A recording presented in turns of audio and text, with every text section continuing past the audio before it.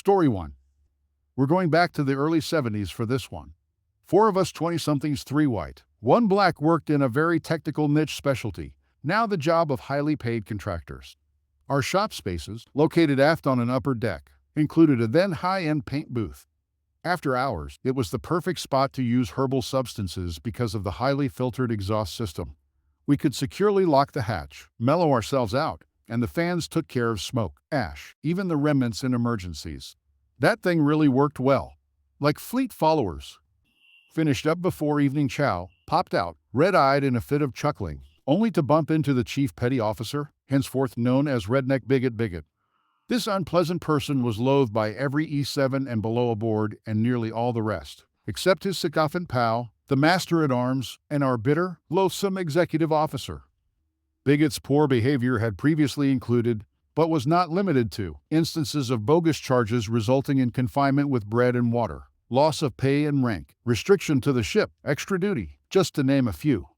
His incompetence often put men needlessly in danger of serious injury or worse.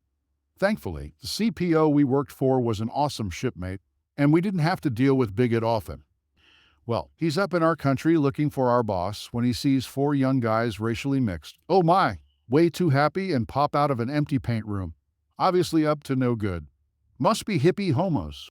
From that point on, he made it his mission to mess with the four of us at every opportunity. He would borrow us for special details whenever he could. Deck repair in the hot sun? Check. Clean grease from galley vents? Check. Clean rotted food from broken reefers? Check. Stand the worst watches. Snap inspections. The petty punishments went on, as did his obvious enjoyment. One day he went too far. Three of us were assigned to help clean the nuclear hold and bilges, a job for which we had no training, no knowledge of protocols, and to top it off, he tried to send us below without the proper safety gear. Thank the FSM that the officer in charge was having none of that nonsense. We could have been seriously harmed, put the ship, and even the whole port in serious peril. One of the gang got the idea while stuck putting a fresh coat of paint in the master-at-arms office. Thanks again, Bigot. He was able to overhear plans for the ship's first ever drug dog sweep. We waited until the day before the sweep. Herbal substances back then were cheap, plentiful, and often seedy. Take the seeds up to the chief's berthing, crush them against his locker door, and rub vigorously. Same for his rack. Brick of poor quality herbal substances we'd been burned with. Under the front seat of his '69 Mustang next to a box of plastic bags and a small scale. Sit back and wait. Payback is a witch. Didn't get to see it, but we heard the dog went nuts on his locker and bunk. Thorough search reveals nothing but suspicions are aroused. Enough so that his car was searched. With our intended result, he was taken away in handcuffs, beat red, and crying, never to be seen again. We later heard that Bigot got a bad conduct discharge and time in Leavenworth. Should have picked on somebody else, Chief. Story 2. One day, my mother asked me to go to the local grocery store to pick up some things for her. She was preparing for a big feast on Thanksgiving since my parents were inviting most of our family members to spend it with us this year. She had bought most of the stuff she needed, but sent me to pick up a few things she missed. I took my bike and ran to the store with the list my mom wanted me to get. I know my way around this store. I know the employees working there, and they know me very well.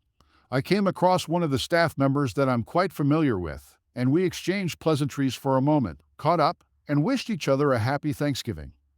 It wasn't a minute before a well-known Karen, who frequents this store, appeared out of nowhere right in front of us and started berating the staff member about how he's ignoring her needs and his job right in the midst of a busy day like this, chatting with little kids that aren't even his age. She kept threatening the poor guy about calling his manager and getting him in trouble for not doing his job, or worse, getting him in trouble for hitting on little kids in public. Seriously, the guy was just one of the nicest people I know, and he never once crossed the line with me or anyone else I know of. I always thought he provided amazing customer service, and he's one of the few people who seem to enjoy what they do. He apologized to her, nodded politely to me, and then tried to calm her down and asked her what she needed help with. I'm not the most confrontational person out there, so while she was on her horrible rant to this poor staff member, all of me was screaming on the inside that she was wrong. that she's a terrible person for what she's doing to this good guy, and that she needs to leave him alone. But sadly, I just couldn't get myself to scream all of that out loud to her face.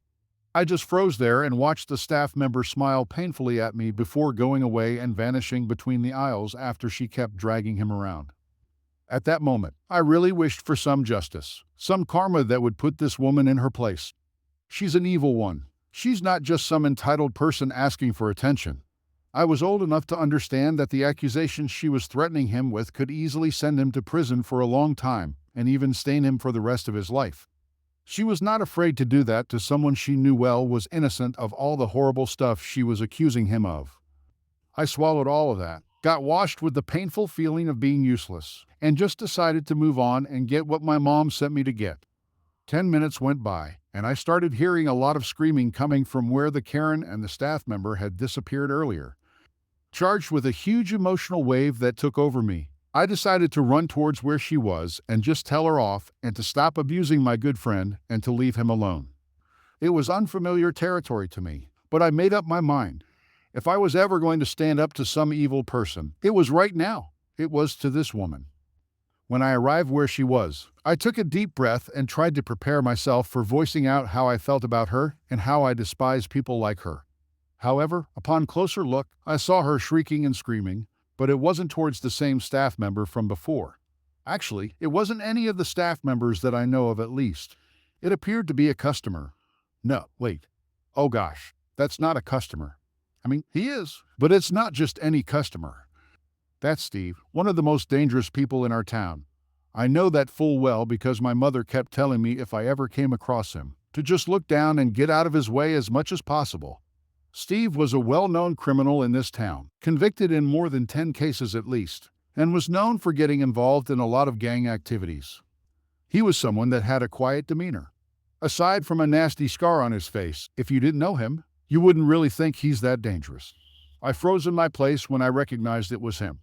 I noticed the staff member from before running towards the manager's office to grab him and probably call the cops when he saw that Karen started picking a fight with the one man in town that she shouldn't pick a fight with. I went home that day without getting a single item from the list my mom gave me, but I had my reasons. I went to the store a couple of days after what happened that night and decided to ask the staff member what the heck got her to screech at this guy to start with, and he started telling me what happened after he nodded to me and left with her. He told me that she was just pestering him to find her some stuff all over the store while keeping up with the vile threats. Then she bumped into Steve while walking backwards.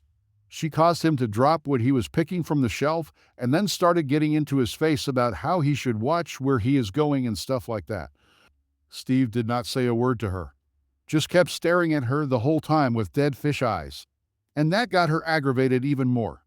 Now, I don't know if she knew who he was or not, but at that point, it didn't matter, to be honest.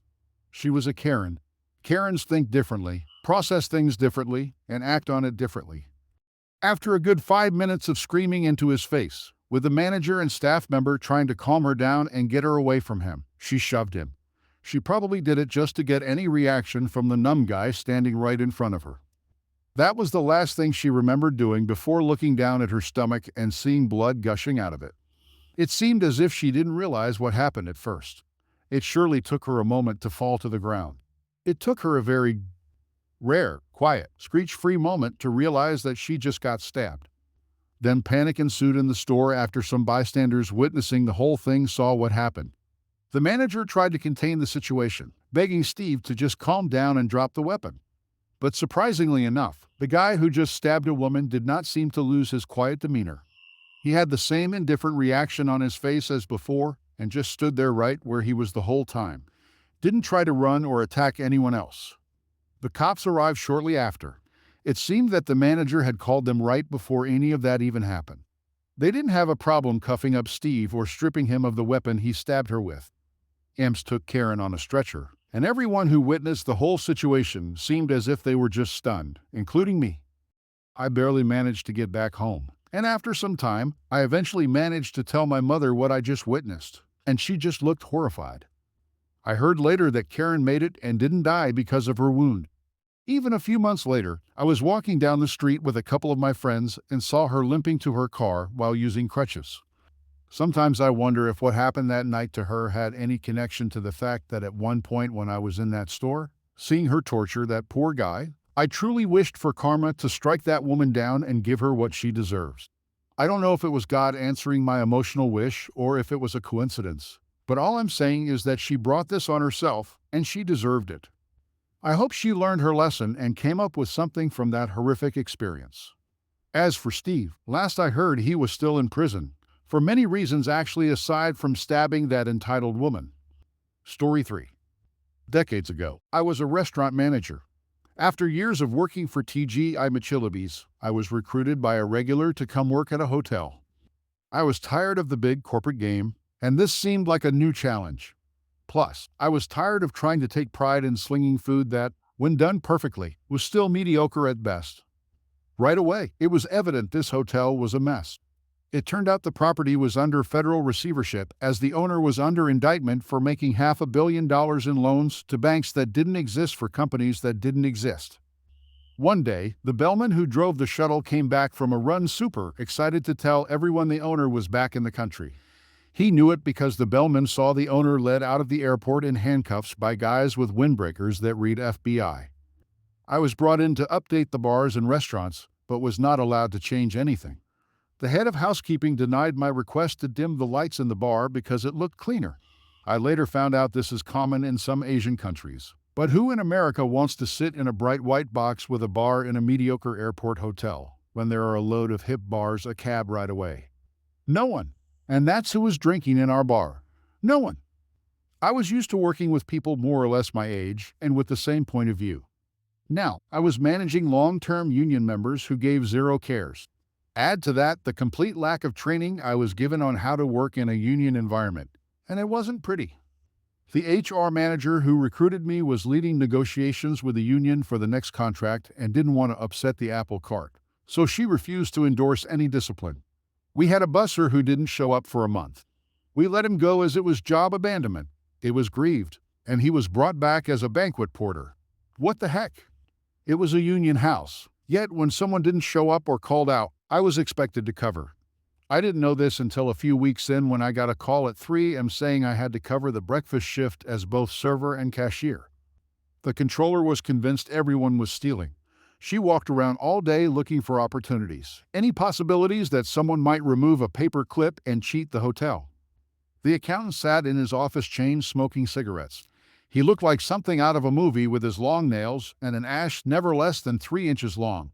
His office was always locked, and he was barricaded in his desk by 2 shredders, and they were always going. The banquet manager got arrested for a DUI and convinced the guy who had my job before me to bail him out. No one knew this until one day he didn't show up, and the cops came by looking for him. It turns out the old manager had put his house on the line for this dude, so he was in trouble. The chef was awful, like out of a book awful. He would buy fish from his steward, who was catching them in the bay.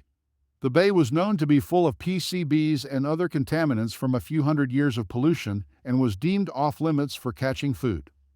The Sunday buffet was everything from the last week or so covered in cream sauces and lemon slices. Didn't matter if it was bad or not, just add more lemon slices. Banquet food came out of the freezer and got put in the hot box hours before the event. Yet this clown ran around yelling at everyone like he was Gordon Ramsay. The general manager was told his contract wouldn't be renewed a month into my tenure, so he said to heck with it and had me order cases of Dominus and Lynch Beges, a 5th growth Bordeaux that drinks like a first. I learned that wine stuff later as I was 25 and considered Miller Genuine Draft Light and Rumplemans the pinnacle of fine drinking. All I knew was the wine was expensive. He would get off work and sit in the bar, knocking back $60 of wine around $100 in today's money, while I was yelled at for letting him do it. Let him do it. That was my boss. How could I stop him? Needless to say, things weren't working out. So after a few months, we agreed at my 90-day review to part ways. It was an easy decision. I was moving on and happy in my next gig, but still friends with some of the people I worked with who were there. In fact, I ended up in the wedding of one of them. I was already salty about my time there, as what I was promised and what happened were worlds apart. But then my friend got cheated. She had landed a long-term contract with the power company. We had some bad storms that damaged the power grid. and they brought people from another market for 9 months to trim trees, modernize things. Whatever it is power companies do in such cases. My friend should have received 1.5% of all their billing. Room, food, miscellaneous expenses all should have had a slight commission that kicked to her, as was laid out in her employment bonus program. This would have been huge money as it was dozens of rooms a night over 9 months. When bonus time rolled around, they kicked her a tiny fraction of what she was owed. Instead of close to 6 figures, she barely got a few grand. She was livid, as were her fiancé and I. One night we were all complaining about it at the bar watching football.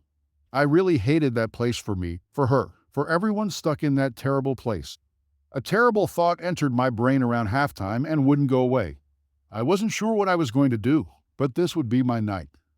I drove to the property and parked next door. It was not a well-lit area, so I could sneak over to where my old office was and jump the wall. We always left the slider open to go out and smoke. It was a converted ground floor room, and I knew the banquet manager who shared the office was still on the run, so I should be safe. Once in the office, I looked around, trying to decide what to do when I saw the point-of-sale computer. This was the 90s, so everything was controlled by this dinosaur from the 80s in the back room that had a plastic box over the keyboard so no one could accidentally hit a key. I grabbed my shirt like I'd seen in the movies so I wouldn't leave any prints and fired it up. This old beast ran MS-DOS as its operating system, and I was enough of a geek to know what to try. I typed in CD to get to the root directory, then del. For the vast majority out there who have no idea what that means, it wipes out the root directory. I was giddy with that total, "Aw heck, what did I just do" feeling. Not sure if that was enough and completely surprised I was able to do so. I doubled down and typed in format/C.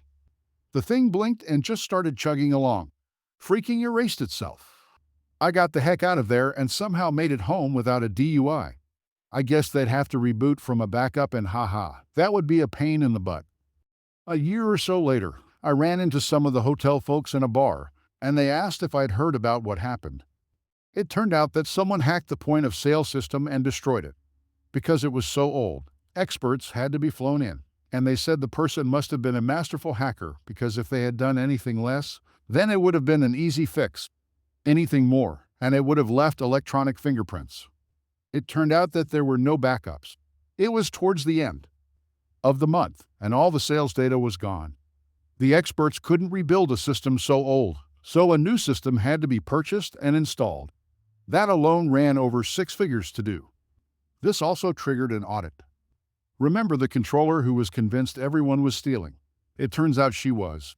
She and the accountant were led out of the hotel in handcuffs. As it turns out, the feds don't like it when you embezzle from a company in their receivership. At that point, it hit me that I could be in some seriously hot water, so once my heart started pumping again, I stopped any sort of coy, "What do you mean" nonsense when asked if I knew anything about it, and shut the heck up. The statute of limitations is long gone, and it's an obvious throwaway. I wish I could take credit for being such a master hacker, but it was just the actions of a pissed-off drunk with a geeky background. Story 4. This happened to my friend G back in the 1960s. He was 14-15 years old, in high school, in a small West Coast town in the USA.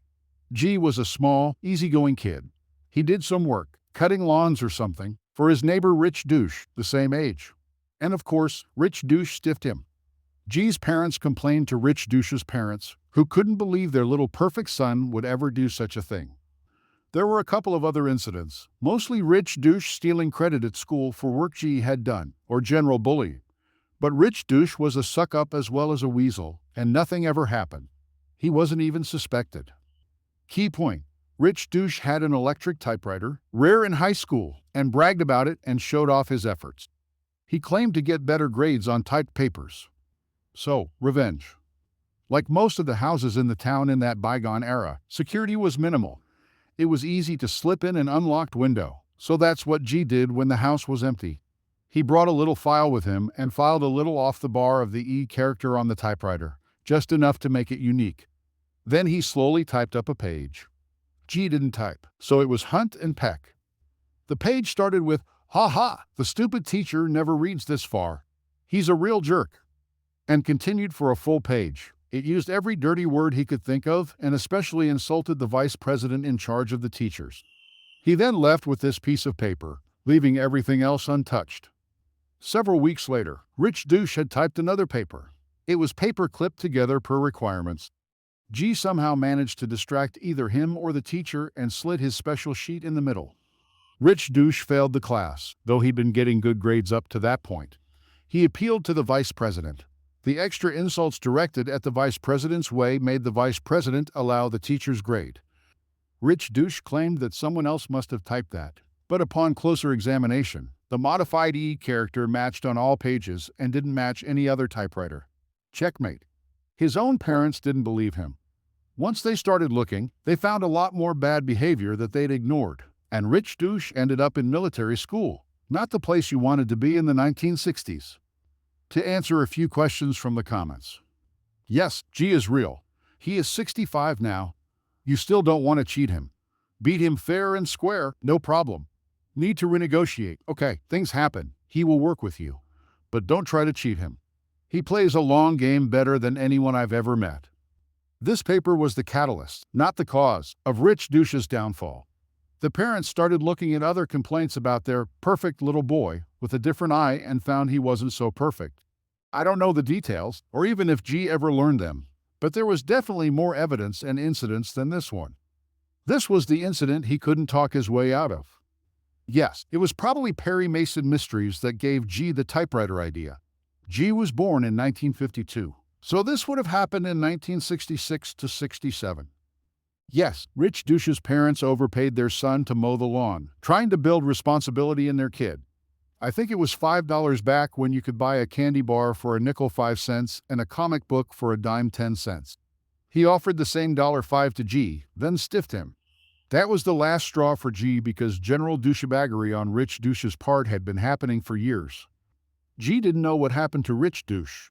Hopefully, he learned some honor in military school and cleaned up his act.